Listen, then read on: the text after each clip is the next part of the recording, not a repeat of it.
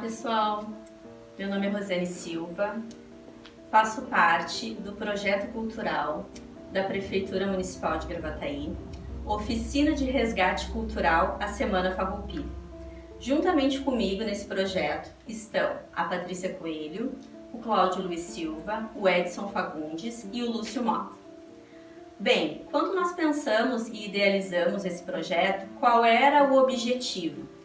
Entender ou buscar entender o porquê que o gaúcho, por que os gaúchos reservam uma semana do ano para relembrar ou para festejar a Semana Farroupilha. O porquê? Da onde que surgiu a Semana Farroupilha?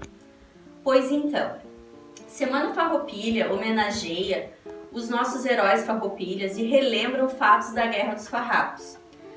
O primeiro movimento que houve nesse sentido foi idealizado por Paixão Cortes em 1947. Paixão Cortes sentindo que a cultura gaúcha estava perdendo espaço para a modernização que estava acontecendo em Porto Alegre, ele, junto com seus colegas na escola Júlio de Castilhos, primeiramente eles tinham na escola já um DTG, que era o Departamento de Tradições Gaúchas, que tinha o intuito de relembrar, de resgatar e vivenciar essas tradições. Mas não satisfeitos com isso, eles organizaram uma semana, no início não foi chamada de semana, e sim de Ronda Farroupilha. O que era isso? Eles organizaram uma semana onde tinham vários concursos musicais, oficinas de música, de declamação, e Paixão Cortes, para brilhantar ainda mais esse momento, fez uma solicitação de pegar uma fagulha da pira da Semana da Pátria, pois a Semana Farroupilha é logo após a Semana da Pátria. Para brilhantar e para ter esse movimento de fogo vivo e de renovar essas recordações da Guerra dos Farrapos, ele teve a ideia de fazer uma chama crioula. Por isso que ele pediu uma fagulha, uma centelha da pira da Semana da Pátria. Fizeram isso e, juntamente com isso, eles foram convidados, ele e alguns colegas deles, a fazer o translado dos restos mortais de Davi Canabá, de Santana do Livramento para Porto Alegre. Isso em 1947. Esse foi o primeiro movimento. A Semana Farroupilha só realmente ficou oficial anos depois, após a aprovação de uma lei. Nesse momento, nesse evento, foi criada a tradição que é levada até hoje e é cultuada até hoje pelos gaúchos, que é a chama crioula, que provavelmente nos próximos episódios o Edson Fagundes vai estar conosco e vai falar um pouco mais dessa tradição com muito mais propriedade do que eu. Mas como a gente falou de Semana Farroupilha, o que se comemora, o que se relembra? Semana Farroupilha nada mais é do que relembrar os nossos antepassados, os nossos heróis que lutaram por liberdade, por melhores condições aqui no estado. Eles não concordavam com muitas coisas, principalmente com a alta taxação sobre o nosso charque. Então, para a gente tentar entender o porquê que os gaúchos se rebelaram contra a coroa, o porquê que a burguesia gaúcha estava revoltada com o império, a gente tem que entender um pouquinho o cenário nacional, o que estava acontecendo no Brasil nessa época. O Brasil nessa época estava sendo governado, estava sendo vivenciado o período das regências, que nada mais é do que Dom Pedro abdica do cargo de imperador, volta para Portugal e deixa o seu filho, de 5 anos aqui, que vem ser depois Dom Pedro II. Porém, até ele ter a maioridade, o Brasil é governado por essas regências, que são formados por políticos influentes da época, por pessoas que tinham ideias bem contrárias. Alguns faziam parte dos grupos dos conservadores, que apoiavam a monarquia, apoiavam o império e até queriam a volta de Dom Pedro para o Brasil.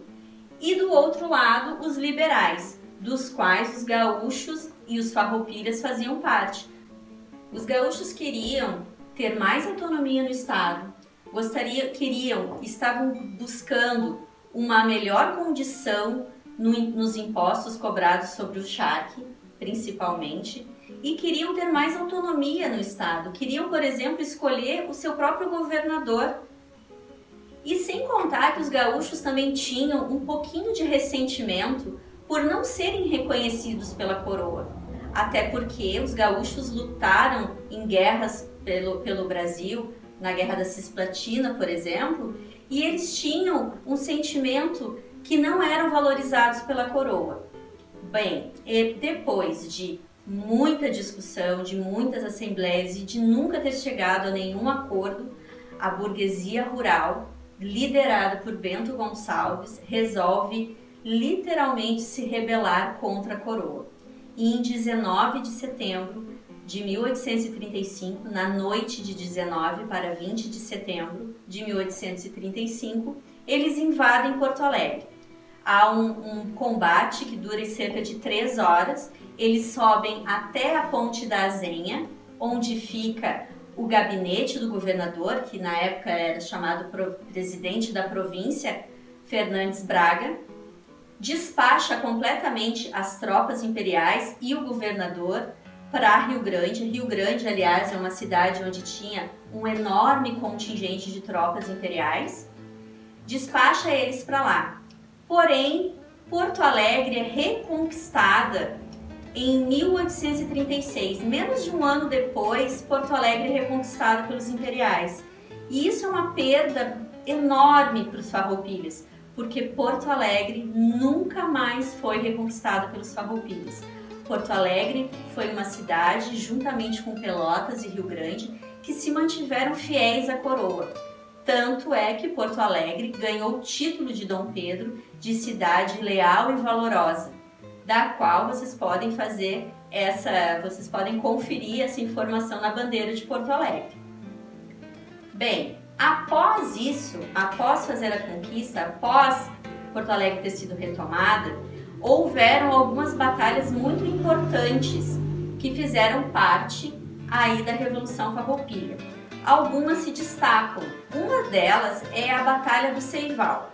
Essa foi uma dura batalha entre os imperiais e os farroupilhas, onde os farroupilhas foram implacáveis sobre as tropas imperiais, de tal modo que no dia seguinte a essa batalha, que aconteceu lá no Campo dos Menezes, no dia 11 de setembro de 1836, Antônio Souza Neto faz a proclamação da República Rio-Grandense. Eu vou ler um pouquinho do discurso que ele fala para as tropas agora, o discurso que ele fez para as tropas farroupilhas neste dia.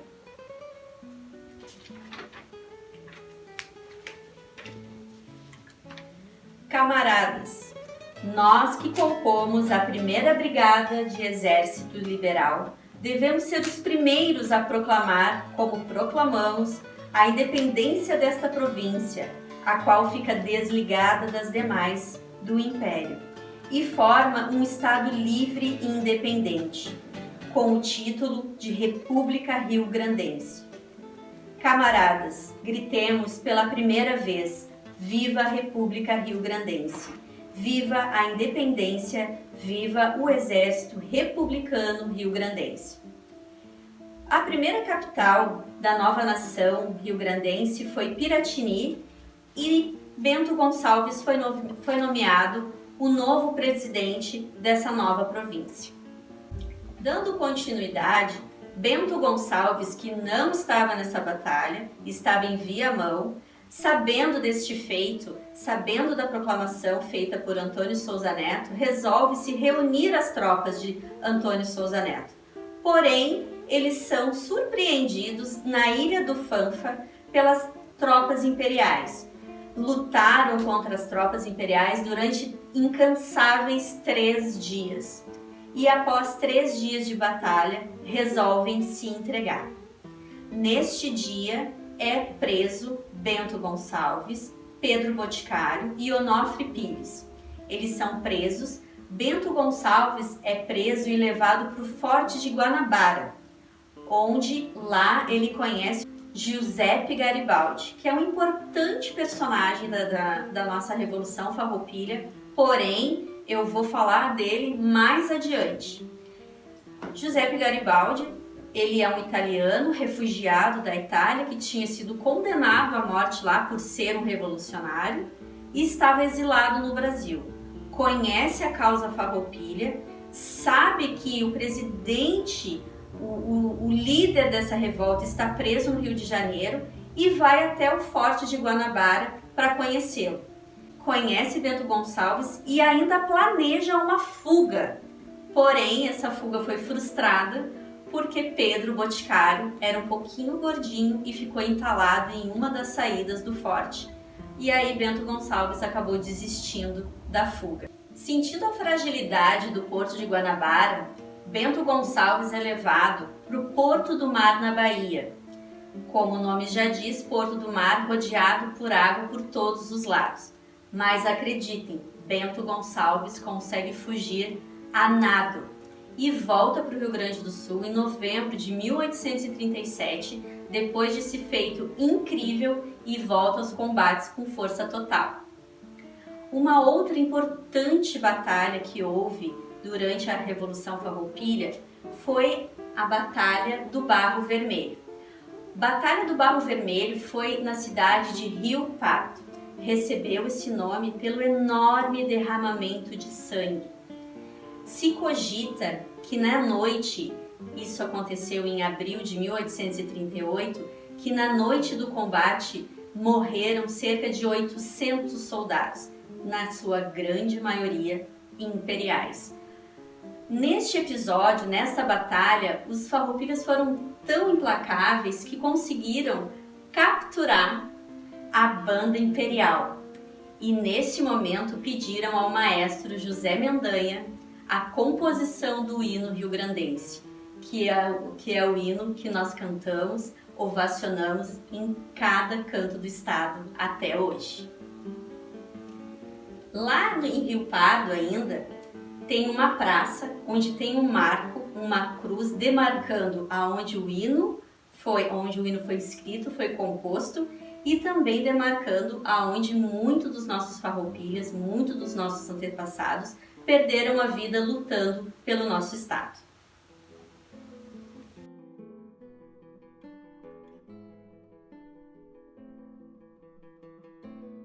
Buenas, então, né? Estamos aí para falar sobre chama crioula. Na verdade, o mundo, o Deus da sua existência, né? As pessoas são fascinadas pelo fogo. Né?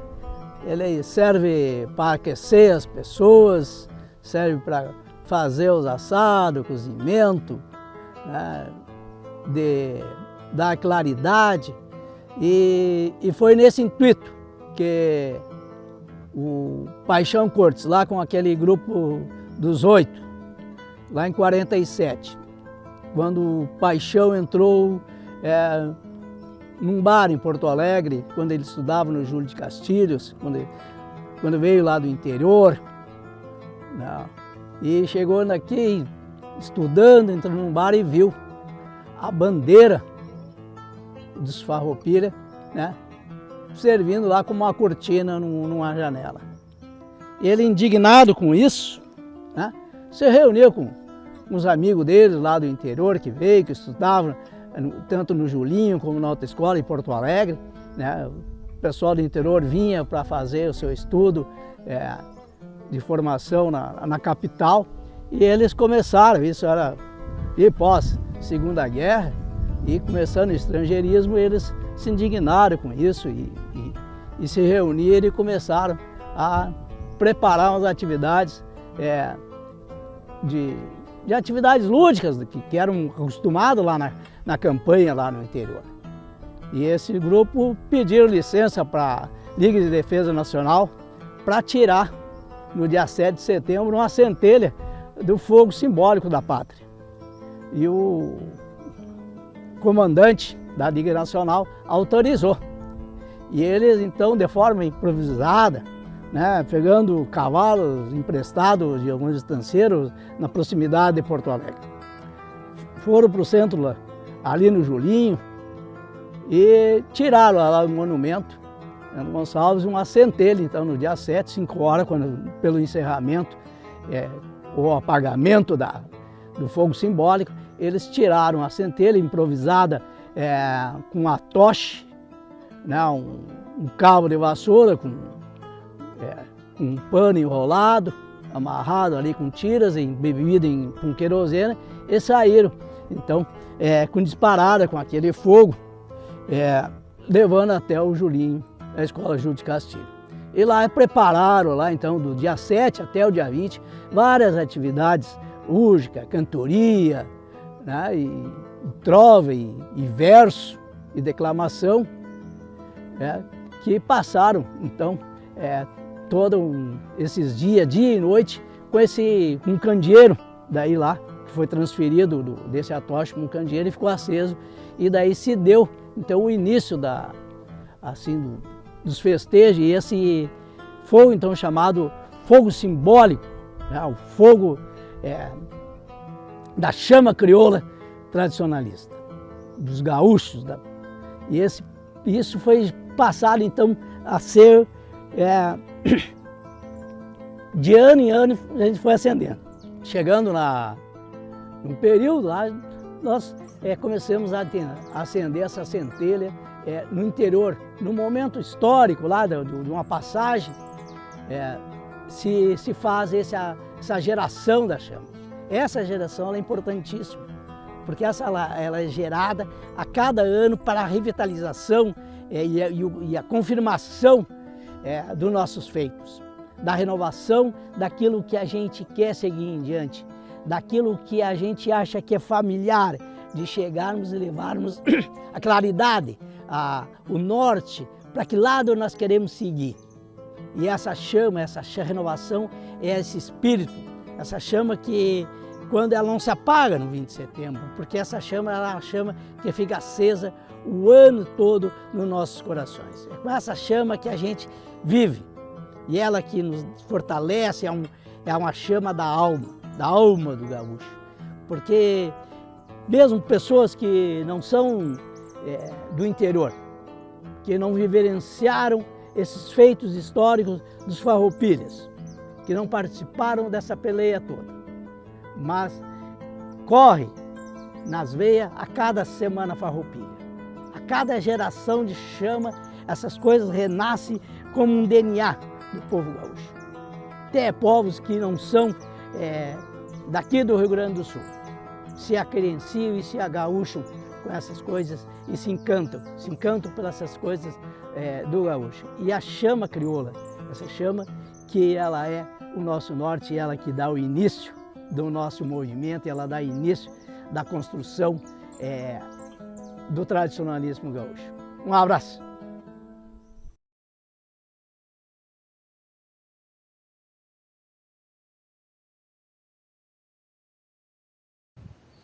Bem, então agora nós vamos falar um pouquinho sobre um importante personagem da Revolução Farroupilha, que foi Giuseppe Garibaldi.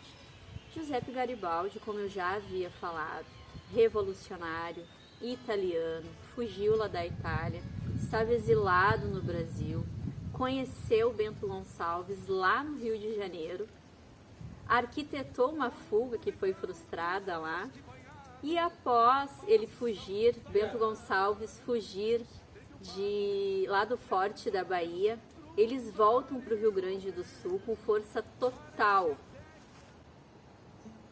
Giuseppe Garibaldi assume a Marinha, capitão-tenente da Marinha dos Farroupilhas, devido ao seu grande conhecimento no bar. E Davi Canabarro assume o capitão por terra. Nesse período, existia uma grande necessidade de ter um porto para fazer a escoação dos produtos aqui no Rio Grande do Sul, principalmente do charque, que era inviável, porque na Lagoa dos Patos era reduto das tropas farroupilhas, né? Lembrando aí que Rio Grande, Pelotas eram cidades que se mantiveram fiéis à coroa. Então isso se tornava um problema para fazer a escoação de seus produtos. Então, num plano muito audacioso de Giuseppe Garibaldi e Bento Gonçalves, eles resolvem criar um porto para os farroupilhas. E eles têm a ideia de tomar a cidade de Laguna, para ser então o novo porto farroupilha. Num plano mais audacioso ainda, Giuseppe Garibaldi, se apropriando do grande conhecimento marítimo que ele tinha, constrói 2 barcos, 2 lanchões enormes, na cidade de Camaquã. Os barcos são apelidados de Ceival e Farroupilha. Eles constroem na cidade de Camaquã esses barcos e, acreditem, fazem a travessia desses barcos por terra, puxados por bois e cavalos, até o rio Capivari. No rio Capivari, se lançam ao mar e se lançam à cidade de Laguna, para que a mesma então seja tomada e conquistada e que se torne um novo porto dos Farroupilhas. Isso em meados de julho de 1839. Chegando em Laguna, Giuseppe Garibaldi pega a sua luneta para fazer a vistoria, para avistar, para entender o que o esperava na cidade de Laguna. Qual era o contingente de barcos, qual era o contingente de soldados imperiais que o aguardavam. Porém, além de fazer essa vistoria na cidade de Laguna, ele visualiza Ana Maria Ribeiro de Jesus, que vem a ser Anita Garibaldi.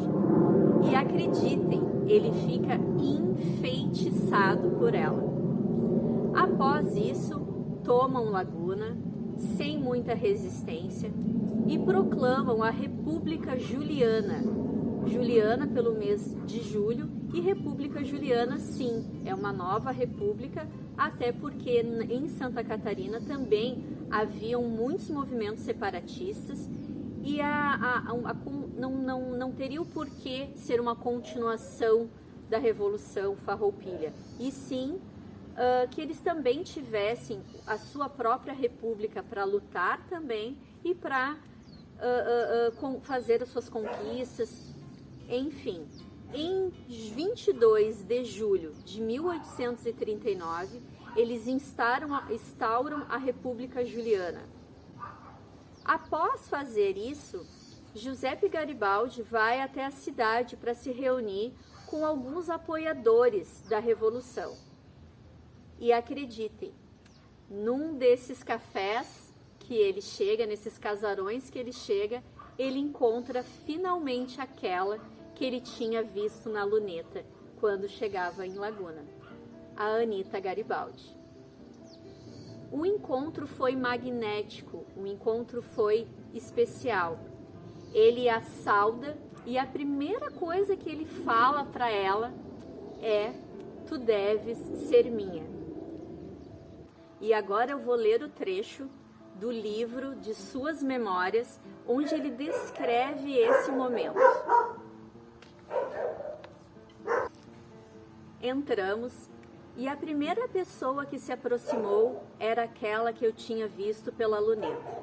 Era a Anita, a futura mãe dos meus filhos, a companhia da minha vida, a boa, feliz e infeliz fortuna da minha vida. Mulher cuja coragem incendiaria a minha vida. Ficamos parados, nos olhando, um para o outro, olhando com reciprocidade, como se fossem duas pessoas que já tinham se visto em várias vezes em encarnações anteriores e buscavam a reminiscência de aonde tinham se conhecido. Eu a saudei e finalmente lhe disse: tu deves ser minha. Fui tão magnético na minha insistência que havia desatado um nó e atado outro, decretando uma sentença que só poderia se desfazer com a minha morte ou como Adele. Simplesmente lindo, né? O encontro, como eu falei, ele é magnético e os dois se encantam um pelo outro instantaneamente. Eles passam os próximos dias juntos e todas as pessoas que conviviam com eles diziam que eles eram almas gêmeas, pois eles tinham o mesmo espírito guerreiro, revolucionário. E Anitta entra na Revolução Farroupilha com tudo. Sentindo a fragilidade da nova república, eles resolvem invadir a cidade de Desterro, hoje atual Florianópolis. Nessa batalha, Anitta tem o seu primeiro batismo de fogo e tem uma atuação surpreendente, orgulhando Giuseppe Garibaldi e surpreendendo as tropas farroupilhas. Porém, eles foram derrotados nessa batalha, pois os imperiais foram implacáveis. Eles tinham um contingente de 3.000 soldados e 13 navios. E realmente não deram chance mesmo para os farroupilhas. Eles ainda conseguiram roubar um barco imperial e conseguiram fugir. Subiram para a Serra de Santa Catarina.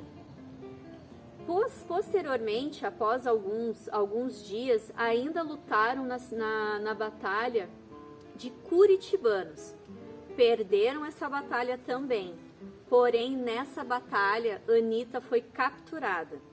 Ela estava grávida e ela passou por um interrogatório implacável. Porém, ela não dizia nada, nenhum detalhe sobre a Revolução. Eles foram tão implacáveis com ela e para que ela entrasse em desespero que mentiram para Anitta que Garibaldi tinha sido abatido nesta batalha. Ela, duvidando completamente dessa mentira, ela pediu para que fosse até o campo onde estavam os mortos dessa batalha, para que ela pudesse procurar pelo marido. Ela foi, revirou todos os corpos e não achou Giuseppe Garibaldi, o que a encheu de esperança, de tal modo que ela aproveitou a bebedeira e a festa dos imperiais por causa da batalha, roubou um cavalo e conseguiu fugir dos imperiais. E encontrou Garibaldi na cidade de Vacaria alguns dias depois. Bem, já de volta ao Rio Grande do Sul, isso por volta de mais ou menos 1840, o movimento Farroupilha já tinha perdido um pouco da sua força. Anitta Garibaldi e Giuseppe Garibaldi são dispensados da Revolução Farroupilha. Eles vão para o Uruguai. Lá no Uruguai, eles ainda lutam pela cidade de Montevidéu contra a Argentina. E em 1847, eles conseguem finalmente voltar para a Itália. Lá na Itália são heróis nacionais. Anitta é conhecida como heroína dos dois mundos por ter lutado em guerras no Brasil e na Itália. Assim como Giuseppe Garibaldi também. Ambos têm monumentos espalhados pela Itália em sua homenagem. Anitta Garibaldi morreu em 1849 em decorrência da febre tifoide e Garibaldi morreu aos 74 anos, mas antes disso lutou pela unificação da Itália.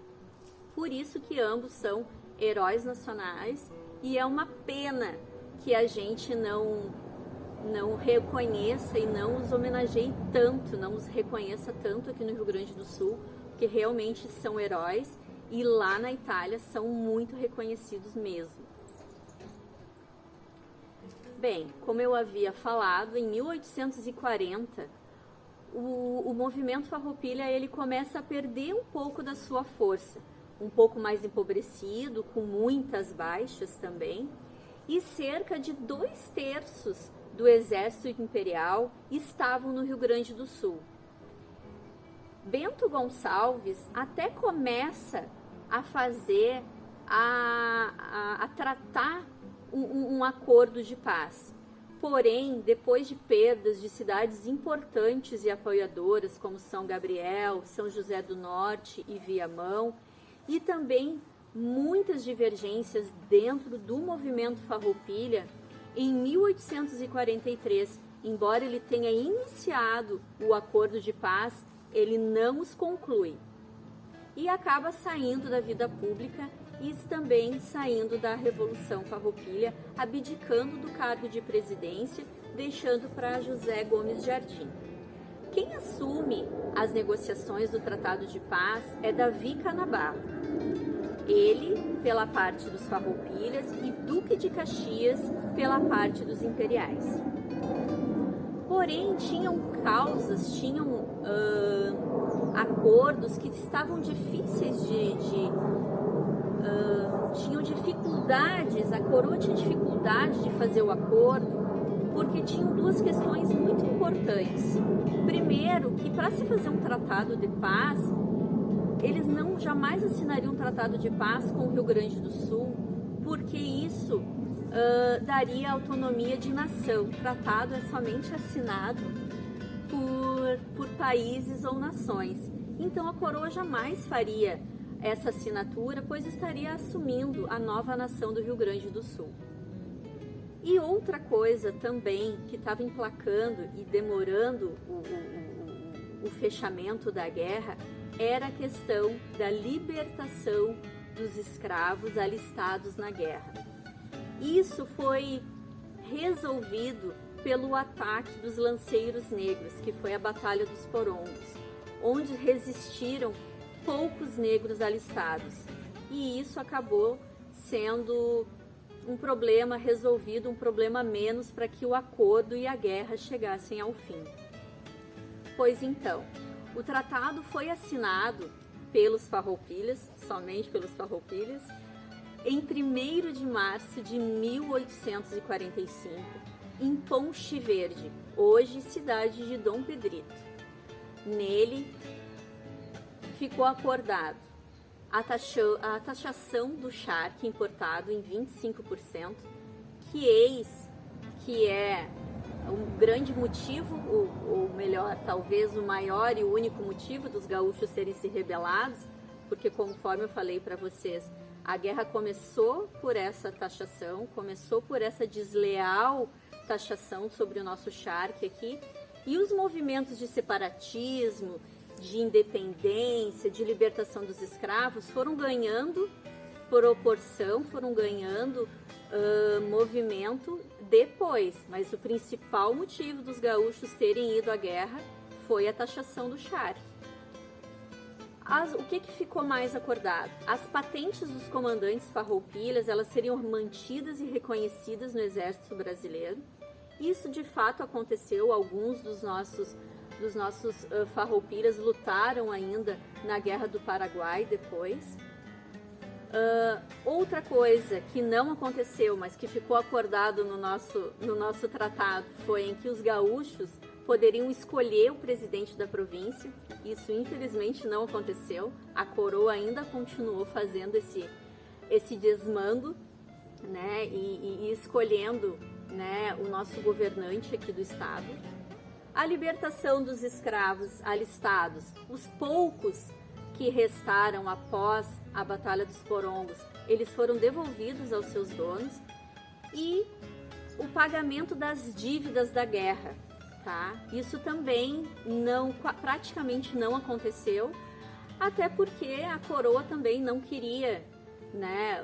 Era interessante para a coroa deixar, né, a burguesia gaúcha empobrecida, até para que eles não se revoltassem novamente e não ganhasse corpo novamente para se revoltarem contra a coroa. Pois então, o Tratado de Ponche Verde, ele foi assinado em 1º de março de 1845. O que ficou tratado? Quais foram os pontos deste acordo? O principal deles e a maior conquista, a taxação do charque importado em 25%. Essa foi a maior conquista, com certeza, da Guerra dos Farrapos para os farrapos. Os outros pontos não foram tão importantes, não foram praticamente nem cumpridos pela coroa. Quais eram esses outros pontos? Os gaúchos poderiam escolher o seu governador, o representante da província. Isso não aconteceu. A libertação dos escravos alistados, isso também não aconteceu. Após a Guerra dos Porongos, foram poucos que resistiram e a maioria deles foram devolvidos aos seus donos. E isso é importante falar, porque a coroa jamais jamais admitiria fazer a libertação dos escravos, porque isso poderia sim desenvolver novas revoltas abolicionistas. Lembrando que em 1840 o Brasil vivia a plena escravidão no Brasil. A libertação dos escravos só foi assinada em 13 de maio de 1888 pela princesa Isabel.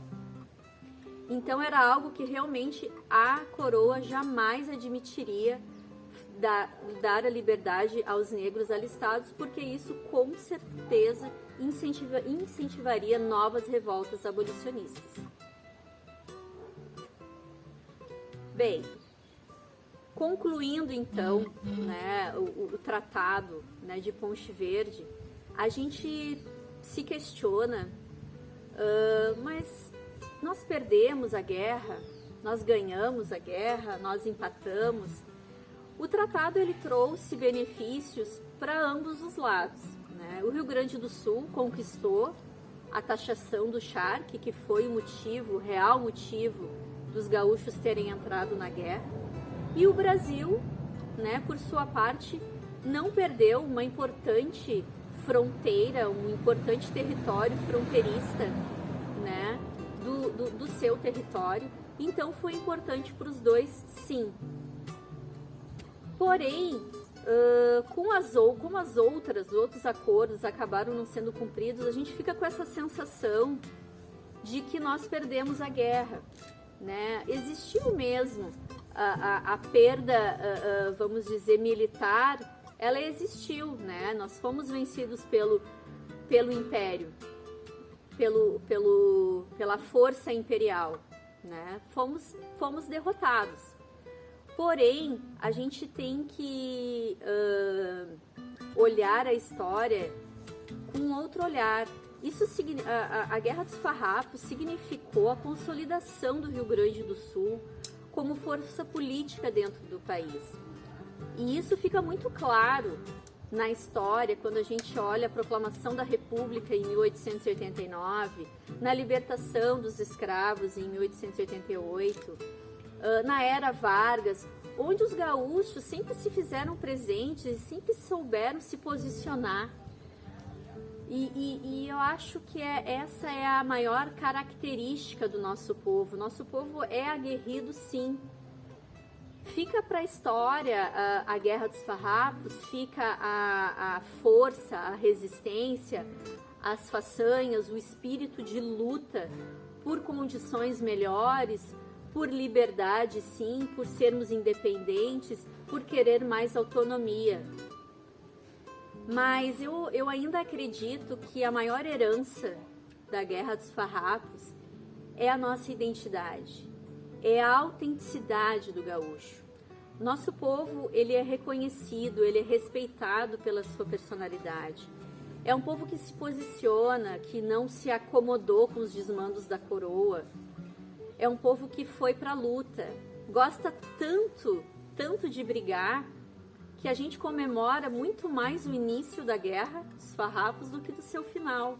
Provavelmente a maioria das pessoas nem sabia que a guerra tinha terminado em 1º de março de 1845, mas todos sabem quando que ela começou, que foi 20 de setembro. E não é à toa que a gente reserva uma semana do ano, que é a nossa Semana Farroupilha, para resgatar, para homenagear esses heróis farroupilhas, que nos deram muito mais do que uma taxação de imposto. Eles nos deram identidade, nos deram autenticidade, nos deram um estado lindo, nós somos respeitados porque nós cultivamos a nossa cultura, nós cultivamos as nossas tradições, nós tomamos o nosso chimarrão, nós somos o único estado que canta o seu hino. Então, essa identidade, esse resgate à Semana Farroupilha, ele fala muito mais sobre isso, sobre essa identidade.